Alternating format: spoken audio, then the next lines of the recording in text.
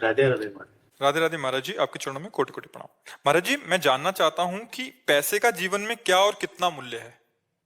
वैसे पहले अगर शास्त्रीय भाषा समझ लो, 4 पुरुषार्थ हैं।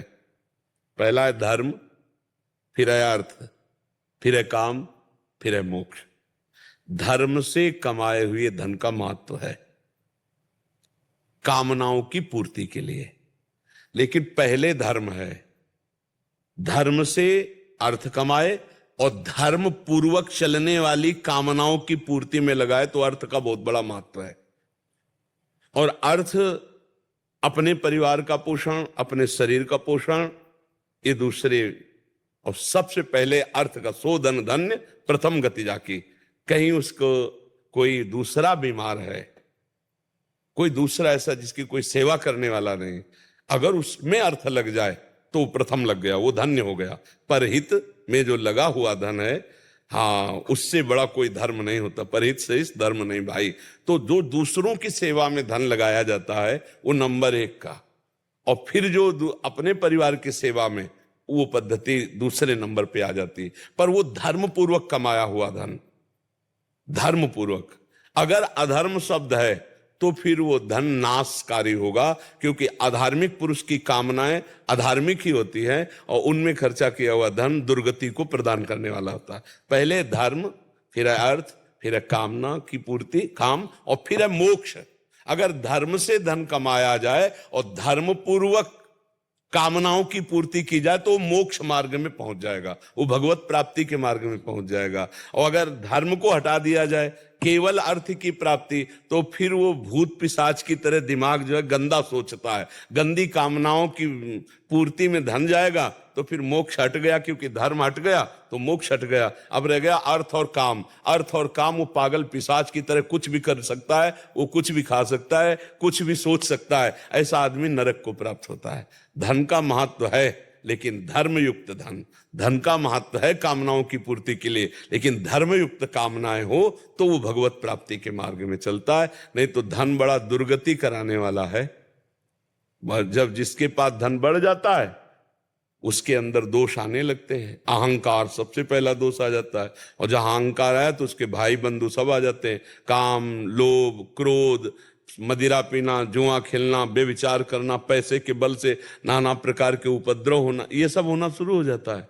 और अगर धार्मिक पुरुष धर्म के द्वारा कमाया है तो उसके सही विचार होंगे। वो भगवान के मंदिर में सेवा में लगाएगा, संत सेवा में लगाएगा, गौ सेवा में लगाएगा, माता पिता की सेवा में लगाएगा, समाज सेवा में। वो एक पैसा व्यर्थ नहीं खर्चा कर सकता। तो धन का कहां प्रयोग हो रहा है? अब देखो, धन का प्रयोग नाच गाने में, मनोरंजन में, कैसे कैसे जगह खर्चा किया देखो। तो धन का सदुपयोग होना तब तो ठीक है, धन का दुरुपयोग होना नाम के लिए, कह दे भाई नाम के लिए ना, भगवान के लिए, जो भगवान के लिए दिया जाता है सो धन धन्य प्रथम गति जाती। परोपकार के लिए दिया जाता है। अर्थ की सार्थकता है, हाँ, संत महात्माओं की सेवा, गौ सेवा, गरीब जनों की सेवा, बीमार जनों की सेवा, माता पिता की सेवा, परिवार की कामनाओं की पूर्ति करते हुए उनको सुखी रखना। धर्म पूर्वक धन कमाया जाए और धर्म में ही खर्चा किया जाए, वो धन आदरणीय है। हाँ, और वो धन जो मदिरापान, बेविचार, इस तरह के गंदे आचरणों में लगाना हमें लगता है कि ठीक नहीं है। देखो, भगवान का अगर आश्रय नहीं है और धन है तो गलत मार्ग में ही ले जाएगा, ये पक्की बात है। और भगवान का आश्रय है तो संत समागम होगा तो विवेकवान होगा, तो 1 रुपया व्यर्थ नहीं खर्चा करेगा। वो यही सोचेगा कि 1 रुपया भी ऐसी जगह खर्चा करूं जो धर्म युक्त हो, अधर्म की जगह ना खर्चा करूं। तो समझ पा रहे हो, धन का बहुत बड़ा महत्व तब है जब धर्म युक्त हो। महाराज जी, श्री जी की कृपा से अगर कभी दान करने का मौका मिलता है तो बहुत दुविधा में आ जाता हूँ, कितना दूं, क्या दूं, कैसे दूं। और अगर इतने में अगर कोई चला जाता है तो फिर मन बहुत जलता है। और अगर मैंने बिना सोचे समझे दे भी दे दिया तो फिर मन बोलता है बड़ा तू हीरो बन रहा है, मतलब। या वैसे देखो, ऐसा विचार वो अज्ञान के कारण ही है। देने के बाद तो फिर चिंतन नहीं करना चाहिए, और इसके बाद देने के पहले अगर आपको पात्रता देखनी तो आप देख सकते हो कि जिसको मैं पैसा दे रहा हूं ये व्यक्ति शराब तो नहीं पिएगा जाके, ये व्यक्ति गलत तो नहीं करेगा। तो इसीलिए हम कहते हैं धन देने में तो विचार करो, भोजन देने में किसी के विचार की जरूरत नहीं। अगर कोई भूखा है, कोई प्यासा है, हम पानी पिला देते हैं, भोजन दे देते हैं, वो उसमें कोई पाप की संभावना नहीं। मान लो हम कोई भूखा कह रहा खवा दीजिए, हम 4 पैसे की रोटी दाल दे के खवा देते हैं। रुपया देने में थोड़ा बुद्धि रखने की जरूरत है। भरत जी, जैसा आपने बताया कि किसी को पता ना चले, वैसा ही करता हूँ, लेकिन खुद को पता रहता है, इसलिए ना मन ऐसा बोलता है कि मतलब तू बड़ा बनने की कोशिश। नहीं नहीं, उस समय आप सोचिए कि भगवान के तो दिया, कैसे दिया जाता है जानते हो? तो दियम वस्तु गोविंदम तुभ्यमेव समर्पये। हे भगवान, आपके द्वारा दिया हुआ वस्तु हम आपको ही समर्पित करते हैं। तो देने वाले तो भगवान हुए, हम केवल निमित्त मात्र बने, तो उसमें बुद्धि ठीक रहेगी। देनहार कोई और है, देते रहते दिन रैन, लोग भरम मोपे करें तासु नीचे नयन। देने वाला तो भगवान है, और उसी की वस्तु आप उसी को दे रहे हो, वही भगवान सामने लेने वाले के रूप में। तो कभी अहंकार नहीं आएगा, कभी आपका मन असंतुष्ट नहीं होगा। और जिसे दे दिया फिर उसका चिंतन नहीं करना चाहिए कि यार इतना क्यों दिया, मुझे कम देना चाहिए, या ऐसा कुछ नहीं चिंतन करना। दे दिया, देत लेत मन संक न धरे, बल अनुमान सदा हित करे। ठीक है। जो साधक तपस्वी बाल्यकाल से संत हो जाते हैं प्रारब्ध अनुकूल या व्यवस्था अनुकूल, तो महाराज श्री उनके शरीर में रुग्णता क्यों आ जाती है? ऐसा क्या? नहीं, ऐसा नहीं कि सबको आ जाता है, ऐसा तो नहीं। को नहीं, लेकिन प्रारब्ध भोग है। अब जैसे हमारे माँ के गर्भ से ही रचना हुई थी, पॉलिसिस्ट किडनी, वो वंशानुगत है। या मध्य में किसी को कोई बड़ा भयानक रोग हो जाता है। बड़े बड़े महापुरुषों को कई तरह की पीड़ाएं देखी गई हैं। तो पहली बात तो ये होता है कि शरीर की रचना पहले हुई है और साधना अब हो रही है। ये नई खेती है। पुरानी खेती तो प्रारब्ध भोग अवश्य में भोक्तव्यम कृतम कर्म शुभाशुभम। और दूसरी बात है कि अब अंतिम जन्म होता है, तो छोटा छोटा भुगा करके भगवान उसे साफ कर देते हैं। बड़े बड़े महापुरुषों के शरीर में बड़ी व्याधियां देखी जाती हैं, अंतिम जन्म है। अब ये माता के गर्भ में आने वाला शरीर नहीं है, इसलिए अब इसको बार बार भोग करके कभी ये रोग कभी वो रोग, कितने कष्ट। और दूसरा ये होता है कि कुछ महापुरुष जन शरणागतों के अपराधों को अपने में लेकर उनको निर्विघ्न साधना में बढ़ने के लिए चांस देते हैं कि आप परमार्थ पे चलो।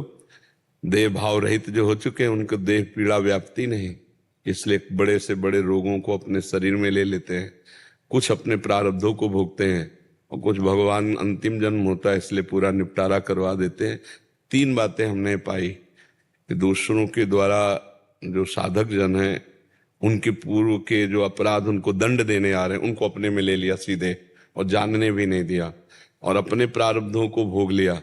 और फिर भगवान के विधान को, जन्म जन्मांतर के जितने संचित कर्म है वो सब भस्म हो गए, प्रारब्ध को भुगवा दिया, क्रियमाण निष्फल हो गए और वो भगवान को प्राप्त हो गया। इसलिए ये लीला होती। सबके साथ ऐसा नहीं होता है। कई ऐसे महापुरुष जिनको कोई रोग विशेष नहीं है, बाल्यावस्था से भजन कर रहे हैं, बड़ा प्रकाश है, मतलब शरीर स्वस्थ है, ऐसा है। इसका कोई लेना देना नहीं है शरीर स्वस्थ अस्वस्थ का। अच्छा, जब जाना है तभी जाना है, और हमारा चित्त जहां लगना चाहिए तो आज से थोड़ी है, वो तो अभ्यास योग युक्ते न चेतसा नान्यगामिना हो। तो अब चाहे शरीर सड़ जाए तो क्या फर्क पड़ता है। और ऐसा नहीं कि हमारे चिंतन का प्रभाव इस शरीर पर भी पड़ेगा। अगर हम पॉजिटिव चिंतन कर रहे हैं तो शरीर भी प्रसन्न मुद्रा में रहेगा, स्वस्थ जैसा रहेगा। अगर निगेटिव चिंतन हो तो स्वस्थ शरीर भी वो बीमार जैसा रहेगा, है नहीं। तो वैसे हमें लगता है कि अंतिम जन्म होने के कारण विशेषतया बड़े बड़े महापुरुषों को कष्ट भोगने पड़े, क्योंकि उनका अंतिम जन्म होता है। बहुत से ऐसे जनरल साधारण संसारी आदमी होते हैं, कोई खास उनको परेशानियां नहीं होती, बड़े बड़े पाप करते हैं, व्यभिचार करते हैं, नाना प्रकार के दुर्व्यसन करते हैं, मांस मदिरा व्यभिचार, वो कोई खास परेशानी नहीं होती, शरीर छूट जाता है। क्यों? उनका चक्र चलना है, पुनरपि जननम पुनरपि मरणम पुनरपि जननी जठरे शयनम, और उनका आखिरी जन्म होता है। इसलिए बहुत बड़ी बड़ी कष्ट की वृत्तियां देखी गई, शरीर में कीड़ा पड़ जाना बहुत देखा हमने संतों में, और बड़े भजनानंदी। तो अंतिम समय है वो उनका, वो अभी संसार चक्र में नहीं आना। कौन कौन से कर्म हुए भोगने पड़े। देखो भीष्म जी को 6 महीना बाणों की सैया पे, तो भगवान से कह रहे मैं कई जन्म देख रहा हूं ऐसा कोई पाप नहीं। तो बोले और 100 के आगे बढ़ो। तब देखो तो एक सांप को ऐसे धनुष के नोक से उठा के कांटे वाले पेड़ में डाल दिया था तो वही 6 महीने के बाणों की सैया पर शयन का